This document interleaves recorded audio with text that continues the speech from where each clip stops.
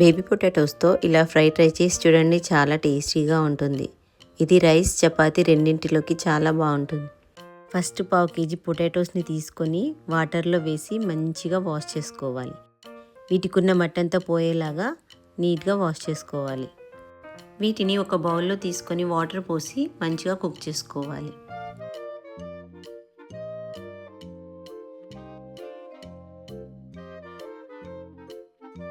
ఇవన్నీ మంచిగా ఉడికిన తర్వాత వీటిని చల్లారబెట్టుకొని అన్నీ పొట్టు తీసి పెట్టుకోవాలి.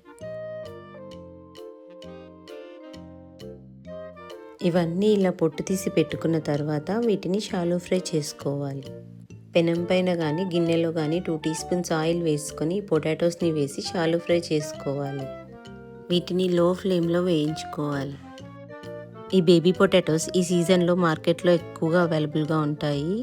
ఈసారి వీటితో ఇలా కర్రీ ట్రై చేయండి, చాలా టేస్టీగా ఉంటుంది.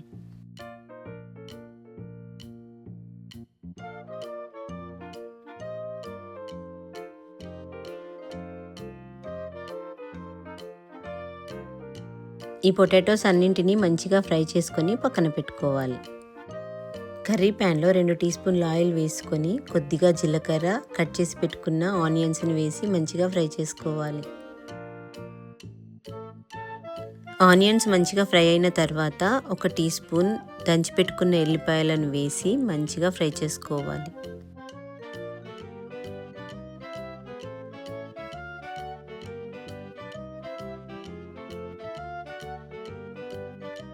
ఇదంతా మంచిగా ఫ్రై అయిన తర్వాత దీంట్లో 1/2 teaspoon పసుపు, 1/2 teaspoon ఉప్పు, 1/2 teaspoon కారం, ముందుగా ఫ్రై చేసుకున్న పొటాటోస్ని వేయాలి.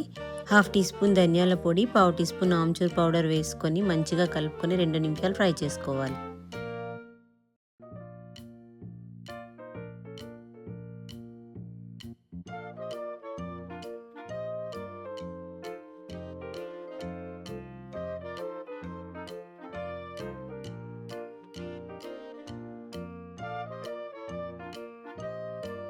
ఇదంతా మంచిగా ఫ్రై అయిన తర్వాత లాస్ట్లో కొత్తిమీర వేసి కలుపుకొని స్టవ్ ఆఫ్ చేసుకోవాలి.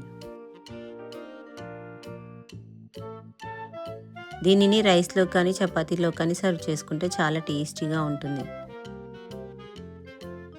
మీకు ఈ రెసిపీ నచ్చితే మీరు కూడా ట్రై చేసి ఎలా ఉందో కామెంట్స్లో చెప్పండి. ఇప్పటి వరకు నా ఛానల్ని సబ్స్క్రైబ్ చేసుకోకపోతే సబ్స్క్రైబ్ చేసుకోండి.